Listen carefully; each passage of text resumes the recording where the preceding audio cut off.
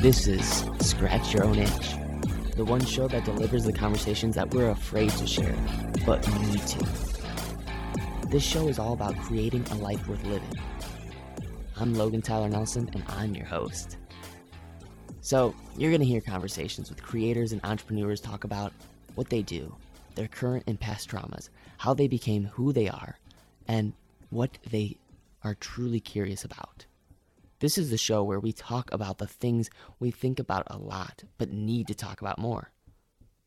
Please take note that this show is not a substitute for actually creating a life worth living, because this show will stir your beliefs, make you question what it means to create a life worth living. So my promise to you is to always give you one question to answer for yourself today to start turning your dreams into a reality.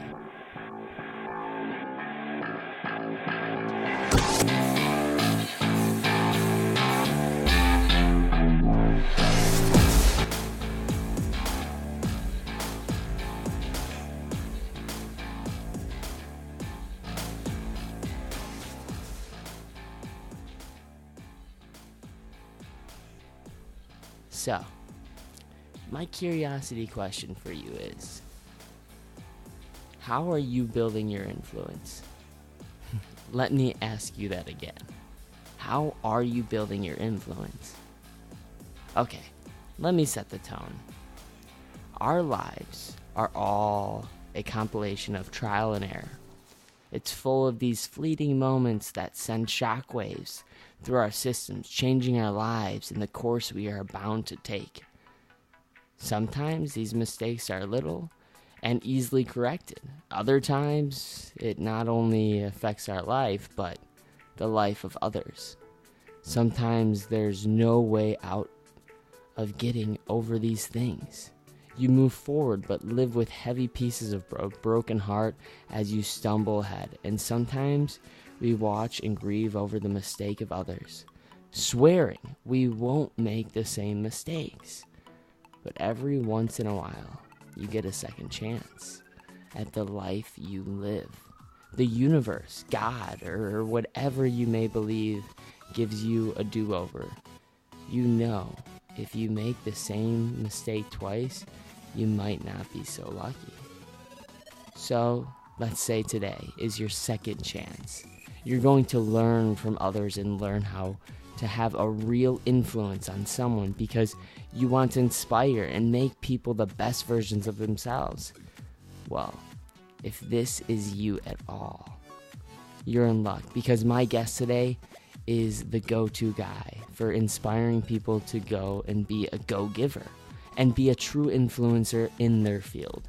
His name is Bob Burg, and Bob Burg speaks all over the world on topics related to the go-giver, as well as what he calls genuine influence.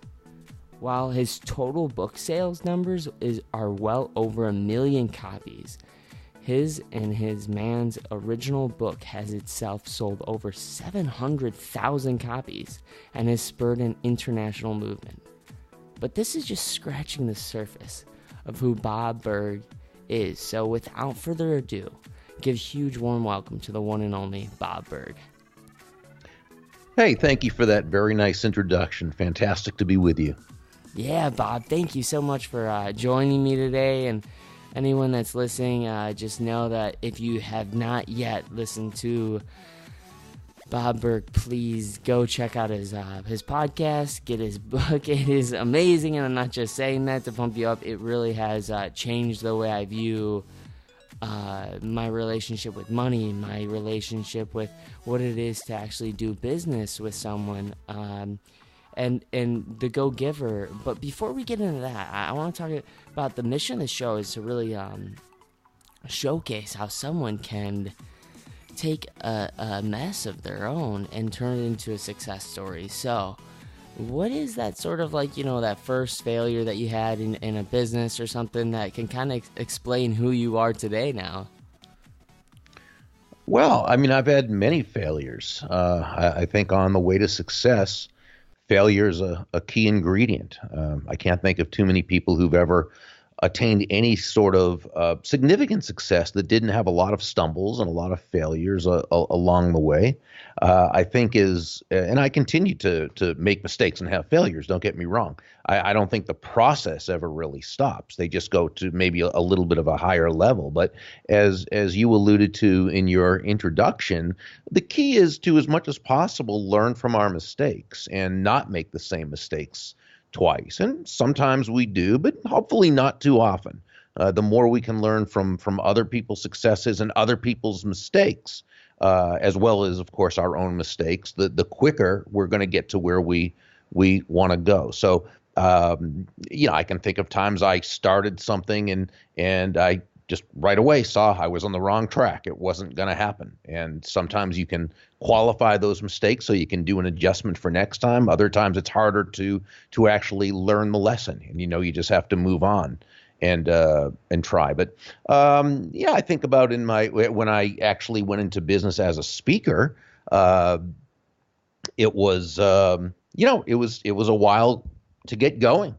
And I made a lot of mistakes, but you'd make mistakes in knowing who to prospect. For example, there were niche markets I chose that I thought would be fantastic prospective clients for me, and I found that they just they may have needed what I have to offer, but they didn't want it. They weren't open to it. I found the market as a whole wasn't very open to it. I didn't stop my speaking business, but I made an adjustment and I seeked out another market that I thought would be more receptive, and they were.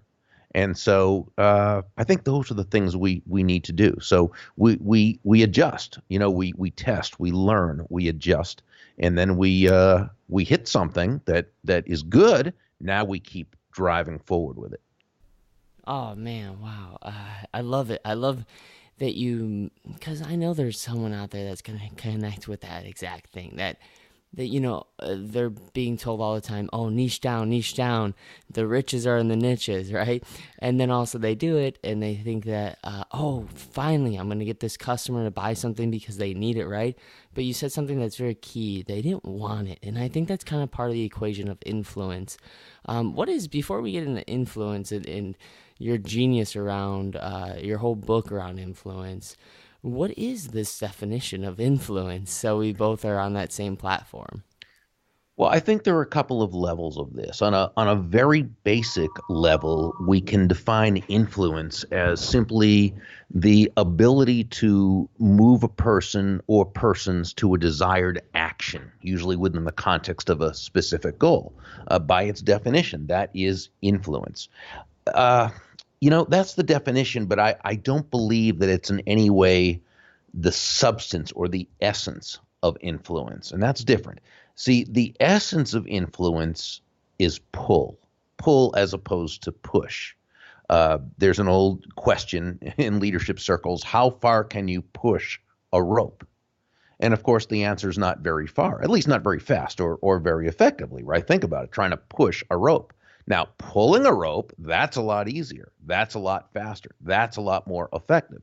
In the same way, you don't hear people say, wow, that Mary or that Dave, he is so influential. He has a lot of push with people, right? He's really pushy, man. We just love him. We'll follow him anywhere. No.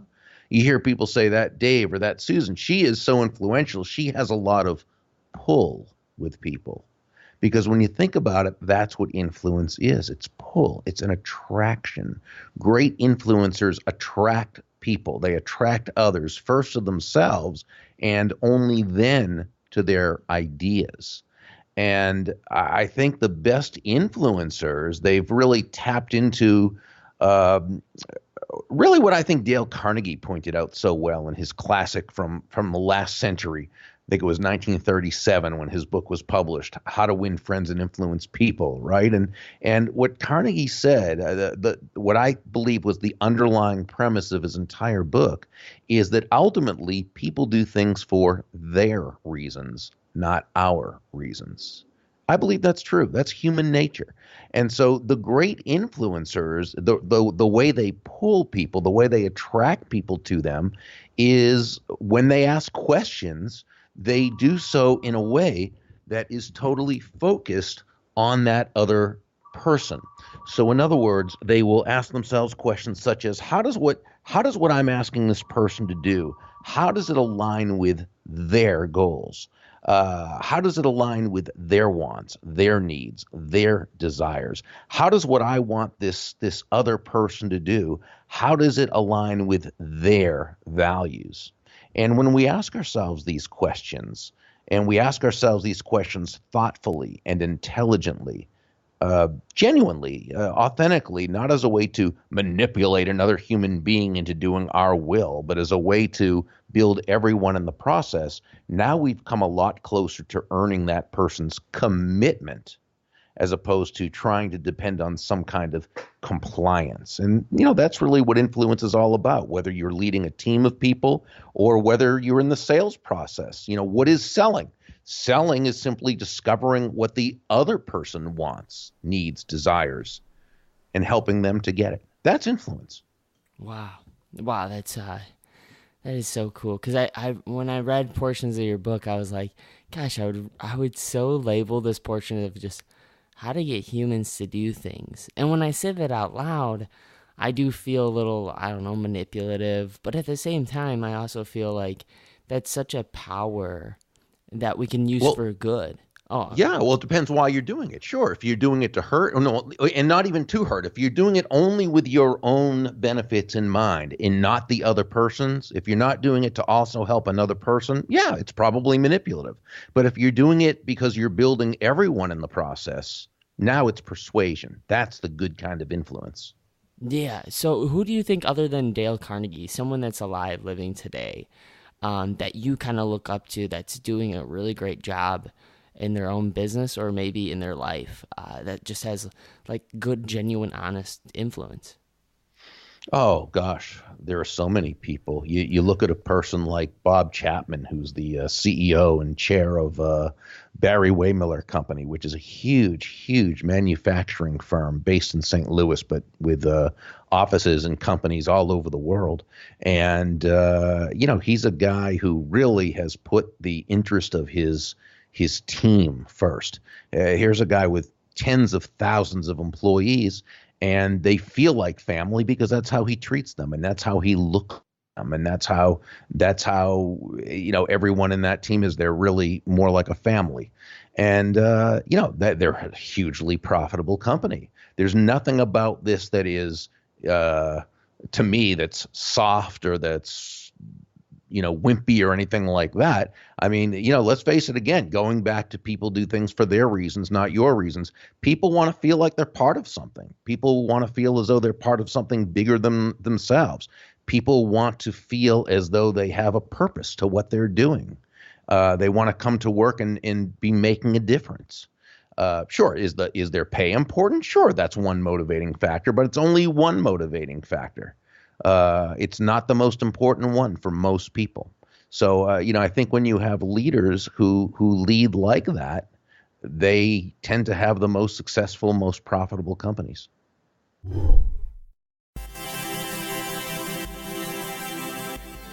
Hey friends, so let me ask you real quick. Are you someone who's trying to get more visibility? Who's trying to be in front of the crowd? Well, if that's you, I want to let you know that first of all, you're not alone. Second of all, if you want to get on more podcasts, or ones that actually scratch your own itch, meaning maybe you have a book, or a business, or maybe you do speaking, or if you don't yet do speaking, maybe you can, and maybe you'd love to. Well, I put something together for you, and in this little giveaway, I'm going to show you how to pitch yourself or podcasts and how to actually be professional when you show up so you can be the next authority in your niche, so you can start scratching your own itch. I know what it's like to build something, create something, and then there just be crickets. No one wants that.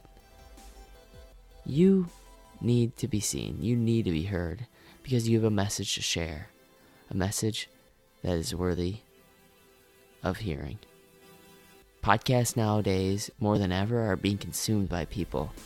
And guess who's actually learning the knowledge that's being shared. It's podcast listeners.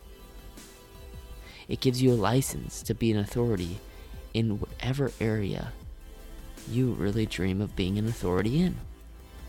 So if this at all starts to give you a little itch to scratch, just email Logan at logantylernelson.com. Again, that's Logan at logantylernelson.com.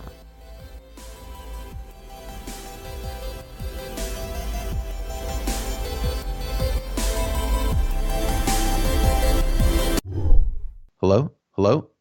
Oh, sorry. Had you on mute, my man. I'm sorry about that. I was talking to you, but I guess you just didn't hear it. So I'll reintroduce my question. But I said, when someone's writing their books, I feel like there's always that point in the book writing process where they find that little piece of information that kind of like finally pieces everything together that they're trying to process that's inside their head and finally put it on paper. Was there a moment for you when that kind of happened? Well, I write these Go-Giver books with John David Mann, who is a fantastic writer and storyteller. So when it comes to the story aspect of it, I've seen this guy pull rabbits out of his hats before, because it tends to be that he and I get to the point in a story where there needs to be some resolution at the end, whether it was with the original Go-Giver book with Joe and at that last day, or with Ben and the Go-Giver leader, or of course with this one and the Go-Giver influencer. And we'll discuss what we're going to do and how we're going to do it. But every time John comes up with something. I mean, he's brilliant. So, so I got to give the credit there to John as well as just, the overall ability to write a story and tell a story. So yeah, I mean, I think that's what usually happens. And I would say with most people who write parables, that's what they'll tell you. John and I often say that once we get started on a parable, in which we have a basic outline, the storyline basically set up, but once we get a few chapters into it, the story starts to take on a life of its own. It begins to almost, I won't say write itself, but it certainly seems to go in a certain direction on its own, and we follow it. That's so cool. I want to talk a little bit about transparency and how I think a lot of people connect with leaders and influencers that are starting. You see this wave obviously out there with more people just coming out with the scars that they've had in their past, just to bring it up to sort of create a human out of someone. Really, the mission of the show too is to allow to see this person that has a success and go like, wow, they also still have scars and they still have problems. Sure. So I know that you've dealt with before in the past of just having going to therapy and being able to just kind of open up about maybe these tendencies that you have where you fixate yourself on an idea and you want to do it in a certain order.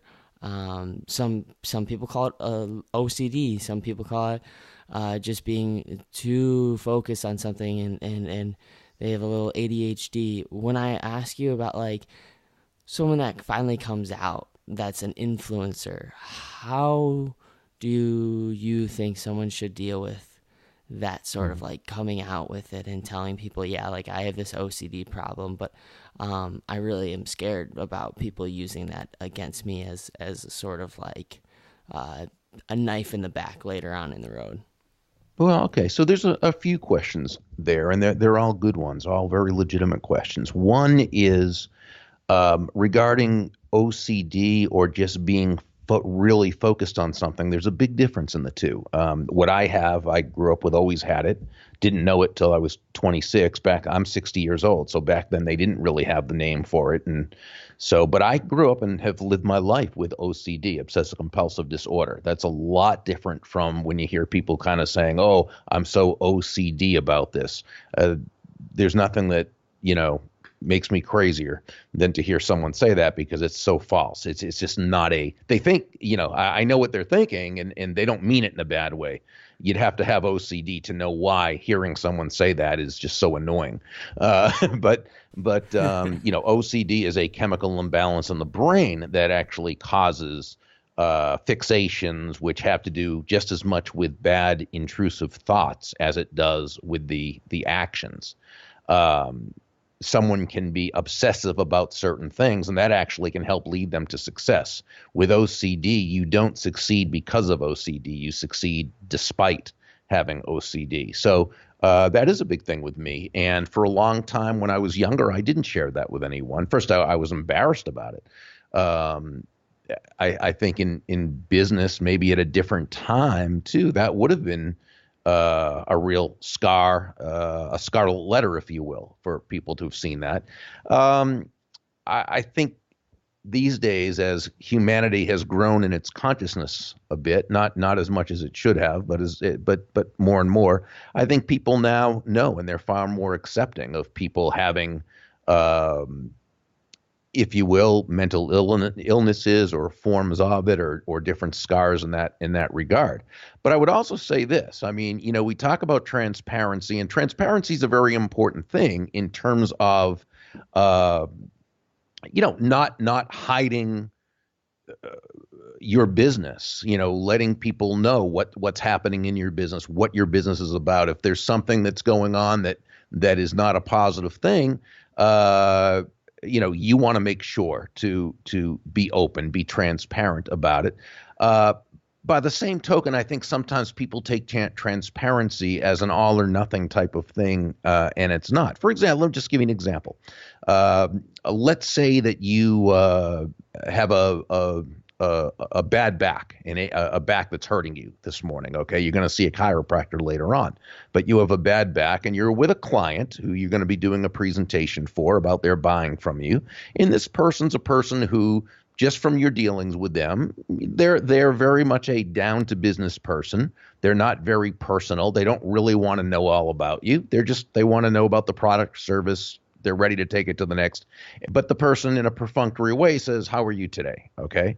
Now, do you have to be 100% transparent and say, "Well, to be quite frank, my back is really, really bothering me. Couldn't sleep last night, kept me up all night." No, that's not something you have to do. You don't have to be transparency in that case is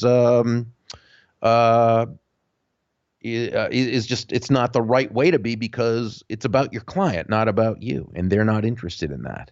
Okay. Now, later on, when you go see the chiropractor and your chiropractor asks you how you're feeling, well, now it's appropriate to say your back's really hurting you. I couldn't sleep at all last night. It was really, and so forth.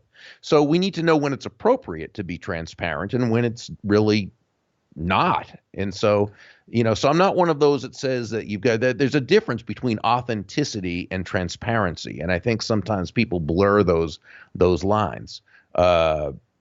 Transparency does not mean you've got to let everybody know all your problems. Okay. A lot of them are really nobody's business, and they don't add to the world. They don't add to the relationship. You've got to be authentic in terms of always acting congruent with your values. Hey, Logan Tyler Nelson here. I would so appreciate it if you took some time to hit the subscribe button.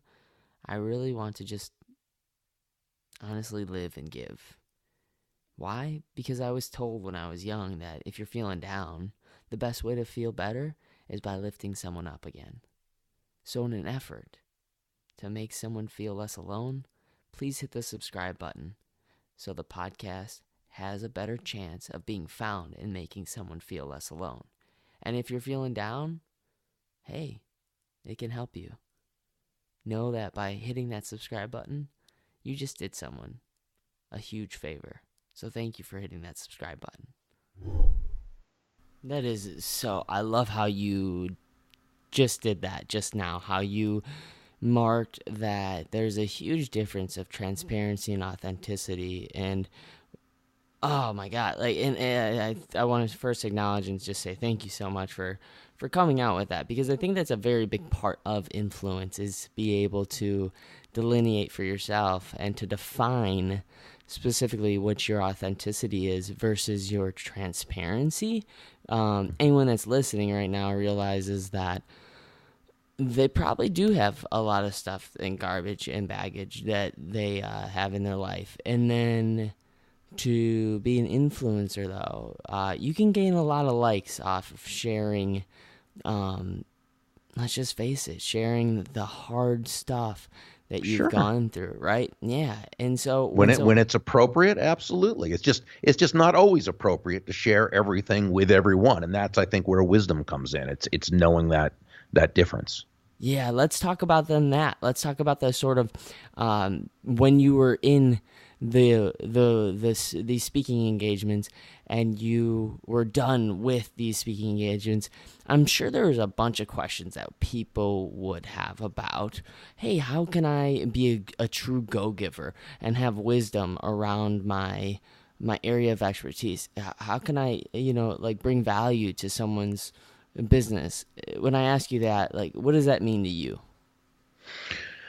Well, value, which is different than price, because price is a dollar figure, right? It's a dollar amount. It's finite. It simply is what it is. Value, by definition, is the relative worth or desirability of a thing, of something, to the end user or beholder. In other words, what is it about this thing, this product or service or concept or idea, or what have you, that brings so much worth or value to someone that they will willingly exchange their money for it, or their time, or their effort, or whatever it happens to be that you're talking about. So again, when it comes to value, since it's always, and this is so important, value is always in the eyes of the beholder.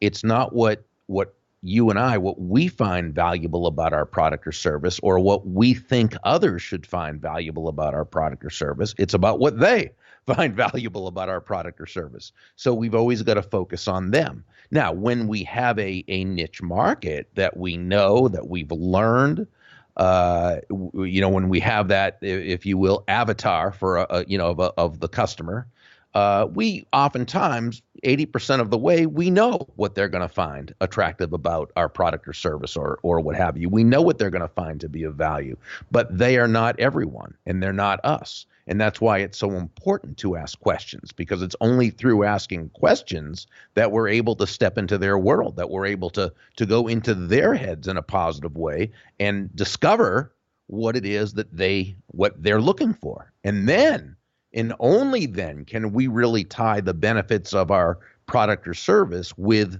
their needs, wants, and desires. Now again, and that's just for the product part. That's what we call the intrinsic value of the product. Whatever your product or service is, it does a certain thing, and that's what it does. But we also have to go outside that, because remember, most products at this point, technology has leveled off the playing field. So most products or services pretty much work, and they pretty much work well. And when a potential customer can't tell the difference, doesn't see a significant difference between any two or more products or services, they're always going to go with who has the lowest price. And as I often say, unless your last name is Walmart, trying to make low price your unique selling proposition is not a good way to do business. It's not productive. It's not fun. It's not profitable. And so what I want people to do is not to try to sell on low price, but to sell on high value. Okay, so when you sell on price, you're a commodity. When you sell on value, you're a resource. And so to do this, we need to be that additional value. We need to make this such an immense experience for the customer from the moment we first meet them, or they meet anyone on our team. We need to be able to communicate excellence, consistency, attention, empathy, appreciation. And the person who can do that, that's the person who brings so much value to the equation, well above the price, that this is the person who ends up getting the business. Wow. Oh, I hope someone took notes for that. If you didn't, I'll have some notes in the show notes about that kind of stuff, because that was a masterclass right there on business overall. Seriously. Thank you. Absolutely. I call it a masterclass because to me, it's very important that it's micro learning that's actually going to allow someone to actually take, I talked about in the very beginning of the show, this is your second chance right here to get the business right, to be able to actually set yourself up a foundation, therefore, and go like, hey, this is my business plan. What value am I really bringing? So to be able to digest all that, in a huge 8-week long program, it's hard to do it. But it's taking these micro learnings, like you just said, and just taking like 5 minutes after this interview to really go through what Bob just said and do that.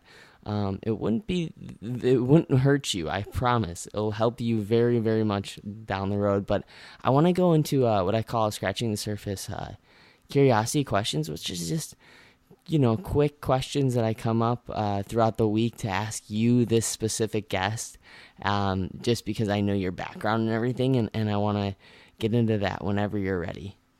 Sure, absolutely. Awesome. So one of the biggest issues many of us have in today's, quote unquote, too busy world is how to say no to requests in a way that's kind but effective. Mm-hmm. Do you really have an answer for that? Yeah, because the key is, as you really start to conduct your business the go-giver way, as we would call it, always being focused on creating value for others, you're going to get very, very successful. And the more successful you get, the more people are going to ask you to do things. And you simply are not going to be able to say yes to everyone. You're going to have to actually say no a lot more than you say yes. But the key is to always do it with kindness and tact, and in a way that the other person is honored and feels good about themselves through the way you communicate with them. I've heard people, say that, well, no is a complete sentence. And, I so do not agree with that, because really, are you going to just say to someone, let's say they ask you to do something like serve on some kind of committee, which is not a bad question. In fact, it's nice that they would invite you to do that. They obviously think highly enough of you to ask. So to just say no, that's not polite. It's not nice, and you're probably going to turn them off and shut down any further asking on their part. And you might want to keep the door open and do things with them in the future. But the main reason you're not going to say no like that is because it's incongruent with your value system of treating people with respect. So I don't think that's a good way to do it. There's people who teach, well, just tell them I would, but I don't have time. The problem I see with that is that really, that it's not that you don't have time, you just don't have the desire to do it, right? You don't value doing it as much as you value not doing it. And so fibbing to ourselves always feels a little yucky. But the other thing is that person's so used to hearing people tell them they don't have time that they're probably going to have an answer, and a good answer for that. And when they persuasively show you that time is not going to be an issue, now you've really got a problem. Because now you either have to admit that, well, I was kind of fibbing because I really don't want to do it, which, it's going to make them a little mad and not going to feel good on your part. Or in order to save face, you've got to then accept doing that thing that you didn't want to do. And that's not a good option either, in my opinion. So my feeling is just this, and this is very, very easy. Just practice it a few times. When the person asks you to do something, again, something like serving on a committee, you simply say, thank you so much for asking. While it's not something I'd like to do, please know how deeply honored I am just to be asked. And that's it. Or you can even be a little shorter. It can be, thank you. While it's not something I'd like to do, please know how grateful I am to be asked. Okay, or honored I am to be asked. Anything like that. And what you've done is you've politely, gently, tactfully, you've told them no. You haven't given them an excuse, so there's nothing for them to hang on to and answer. And you honored them. You let them know you were honored. You basically communicated that while the answer is no, I so greatly appreciate even being asked by you. So you've left the door open for the future, and you've made this person feel good about themselves and good about you. Oh, that is awesome. I love all that. I learned so much the other day while listening to that explanation that you had on your own podcast, and I was like, wow, like that is, because so many of us, I think, fall into the trap of trying to be people pleasers, and part of that whole people pleasing thing is to not say no. But let's face it, it's actually this quality to say no to certain things sometimes that allows you to actually do the things that you want and sometimes need to do in your life. Sure. So Well, yeah, when you say no to what you should say no to and you say it the right way, it frees you up to be able to say yes to what you should be and what you prefer to say yes to. yeah, absolutely. Well, I just gotta ask you this question because I know that for me, it's sort of a giving's giving question where it'll make someone feel less alone. And I want to ask you what you do, Bob, when you feel unfocused or overwhelmed. And there are times I feel overwhelmed, and when I feel overwhelmed, that's when the focus gets away from me. So it's a wonderful question. I think what you've got to do is first, like everything else, you've got to be conscious of it. Okay, you've got to kind of stop and say to yourself, okay, this is what's happening. I am feeling overwhelmed right now. I'm feeling overwhelmed right now. So what's the first step? What's the best thing I can do right now to handle this? And then you decide. It might be that you need to kind of go through 3 or 4 big things, put them into different piles, not maybe literally, or maybe literally, it depends on the desk, but maybe just on the calendar so you know exactly what's in front of you. And then you say, okay, what's the first thing I need to do right now? And do I need to complete this thing before going on to the next one?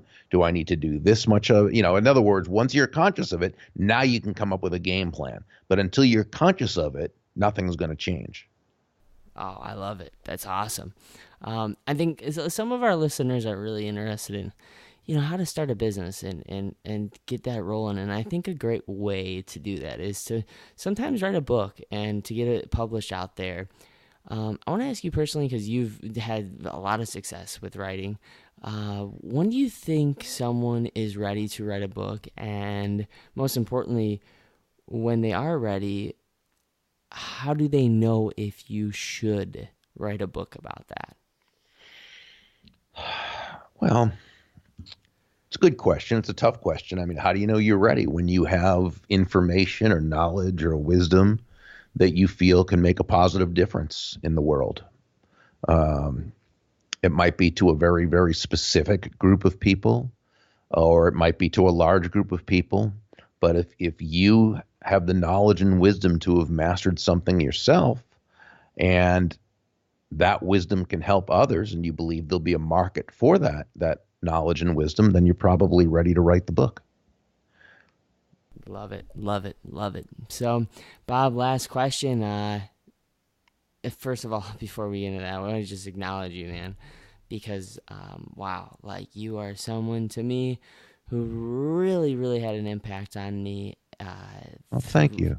I'm not even joking you when I say that. Like your book has given me a new way to look at what it is to actually make value, and not just Wow. make value, but to really make a entire life and to devote myself to something that's good over something that, I'm just going to do it because it's going to make me money, but to really realize that it's the meaning and the value that is most important. So thank you so much for making me realize that you can think about money all day and how much you have of it or don't have of it. That doesn't matter, but it's the value, that sort of service that you're doing for someone that really makes someone's life filled with health, wealth, and wisdom. So thank you for that, first of Thank all. you. Thank you. And money is simply the echo of value anyway. So unless you're focused on bringing value to others, you're probably not going to make a lot of money. Exactly, exactly. Oh man, your teachings are just. There's a quote that I sometimes live by is the teacher will appear when the student is ready. So, thank you for being my teacher right now. Well, For that. thank you. I appreciate that. Thank you. 100%, absolutely. So, how can anyone support you that's listening to this right now? How can they chime in? I said in the very beginning, check out your podcast, the Go Giver podcast. But is there any other way that they can support you and get connected with you? Well, I probably wouldn't ask people to support me. What I would rather them do is if they find value in my work to purchase my books or what have you, not to support me, but to support themselves,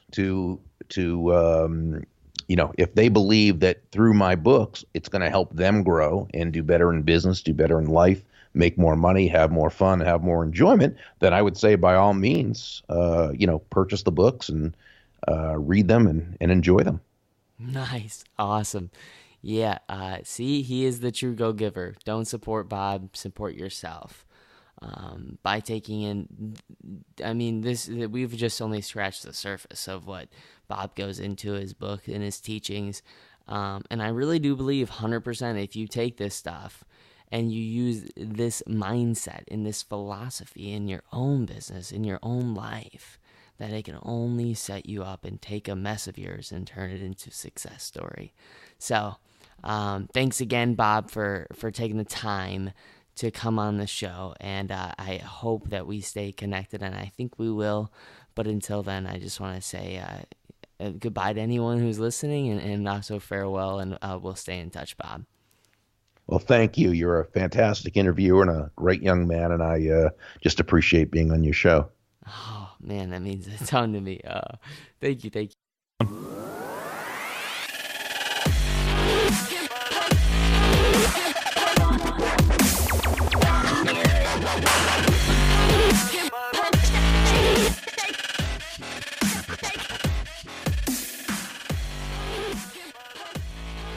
All right, there's another episode of Scratch Your Own Itch. Thank you so much for taking the time out of your day to support the show by listening. The biggest compliment you could ever pay me is just by sharing this, because honestly, it doesn't take much, and it feels so good when people create something and take time. And when I see someone take time to create something that really just changed my day, either made me feel less alone, maybe put a smile on my face, made me laugh, made me feel wiser, I always want to share it with the world. Because why? When I share something that resonates with me, why not share it? I mean, that's just kind of the thing that goes around, and it's free. It takes no time at all other than just a click of the button, share, on either Instagram, Facebook, Twitter, LinkedIn. Any of those social media platforms would be great to share this. So I really appreciate it. And I want to say that anybody who's looking to gain authority or expertise in their area, and they don't want to take another year or year and a half to write a book and wait until that's published, I think the best way is right now is to start a podcast. So if you're at all interested in starting a podcast, if you meet the certain requirements, I would love to help you with a podcast and also get a website going for you as well. And this is not an easy task. It's hard to actually get it done and get it out there. So every now and then we need some help, and I'm here for you. So please reach me at Logan at LoganTylerNelson.com if you're interested at all. And don't ever forget, you matter and you're enough.